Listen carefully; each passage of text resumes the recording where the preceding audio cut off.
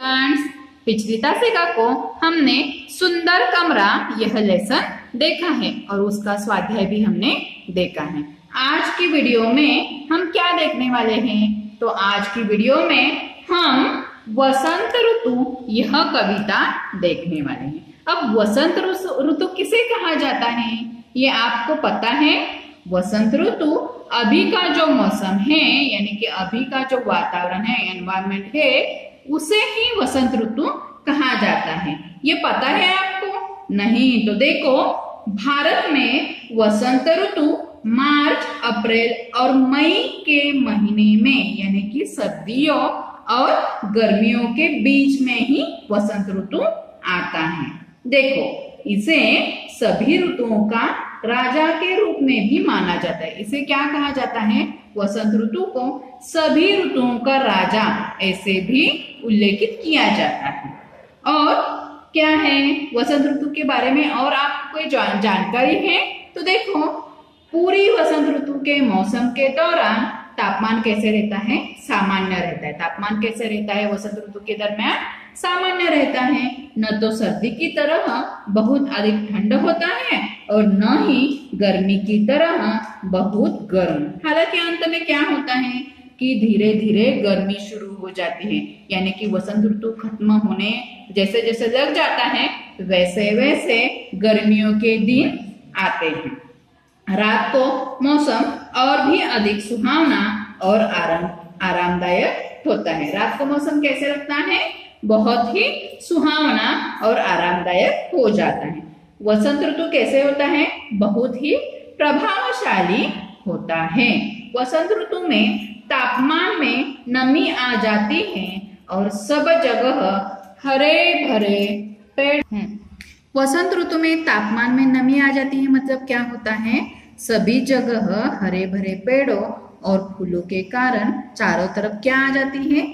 हरियाली और रंगाई दिखाई देती है। देखो यहाँ पे इस पिक्चर को देखो आप। इस पिक्चर को देखने के बाद आपको क्या दिखाई दे रहा है इसमें? देखो, यहाँ दो बच्चे खेल रहे हैं। यहाँ पे फूल है और फ्लावर्स है और फ्लावर्स पर देखो कौन दिखाई? भौरे दिखाई दे रहे हैं ना। और यहाँ पे पंछी भी दिखाई दे रहे हैं। ये गार्डन जो है, यहाँ पे ये गार्डन हो या कोई भी बाग बगीचा हो, ये आपको कैसा हरा भरा दिखाई दे रहा है ना। यानी कि वसंत ऋतु में कैसे होता? वसंत ऋतु में सब पेड़ हरे भरे होते हैं। फूलों के कारण कैसी लगती है? हरियाली चारों तरफ रंगीन दिखाई देती है। उसके बाद क्या होता है कि वसंत ऋतु के आगमन पर सभी लोग वसंत पंचमी का त्योहार मनाते हैं और खुशियां मनाते हैं। वसंत के आने पर सर्दियों का अंत होता है। वसंत ऋतु के आने पर सर्दियों का अंत होता है और सब जगह खुशहाली छा जाती है। देखो, अब हम क्या करेंगे? वसंत ऋतु के बारे में अधिक जानकारी हमने ले ली है। वसंत ऋतु कब आता है? मार्च, अप्रैल और मई महीने में आता है। इस ऋतु में क्या होता है कि सर्दी का मौसम खत्म हो जाता है और गर्मी का मौसम स्टार्ट हो जाता है। अब हम कविता देखते हैं। कविता में क्या है? वसंत ऋतु कविता का नंबर कितना है? 12 नंबर। वसंत ऋतु कविता देखो, फूल फूल पर झूल झूल कर भौरे गाते हैं गाना। फूल फूल पर झूल झूल कर भौरे गाते हैं गाना।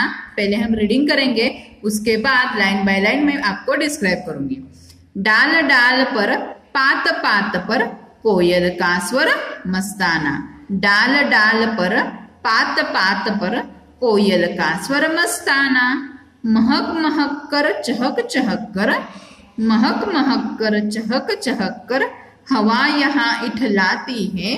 तन खुश होता मन खुश होता जब वसंत ऋतु आती है।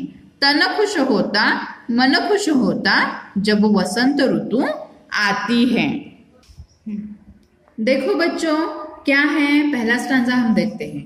फूल फूल पर झूल झूल कर भौरे गाते हैं गाना। देखो यहाँ पे भौरे दिखाई दे रहे हैं।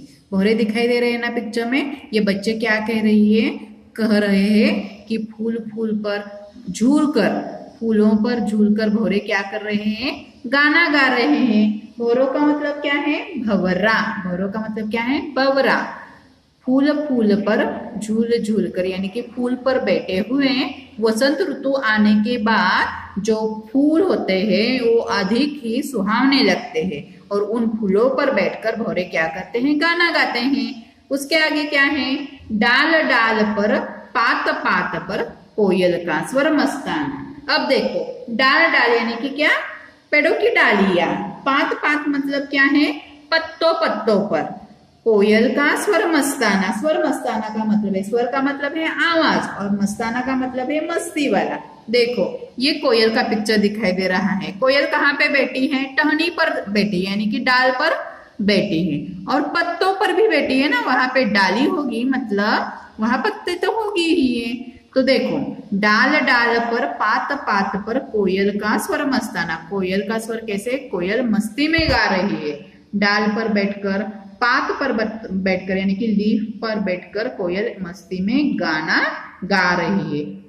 अच्छे आवाज में, अच्छे स्वर में गाना गा रही है। अब आगे देखो, महक महक कर चहक चहक कर हवा यहाँ इठलाती है, यानी कि वसंत ऋतु में हवा कैसे चलती है। देखो महक महक कर और चहक चहक कर, यानी कि बहुत खुश होकर हवा क्या करती है, यहाँ वहां इतराती है।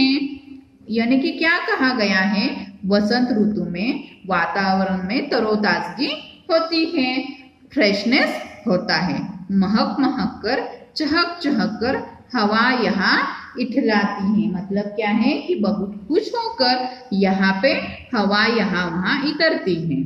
तन खुश होता, तन का मतलब है शरीर।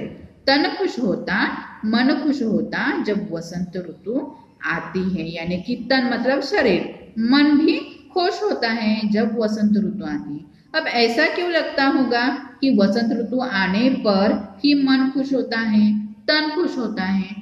क्योंकि देखो सब जगह हरियाली छाई हुई होती है। इस हरियाली के कारण क्या होता है कि कोयल भी अपने अच्छे स्वर में, मीठे बोल में क्या करती है, गाना गाती है। इसीलिए क्या होता है कि वसंत ऋतु जब आता है उस टाइम हमें कैसे लगता है, बेटर फीलिंग होता है। तो इस कविता से हमने क्या सीखा है, वसंत ऋतु खुशियां लेकर आती है। वह कौन से महीने में होती है, मार्च अप्रैल में होती है ना।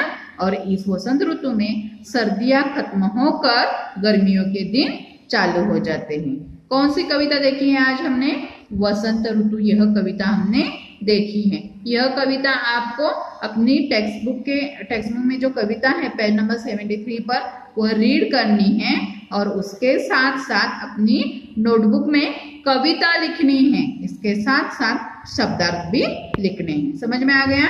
वसंत ऋतु यह कविता रीड करके 2 टाइम रीड करके कॉपी में यानी कि नोटबुक में कॉपी डाउन करनी है और उसके साथ साथ शब्दार्थ भी लिखने हैं। धन्यवाद।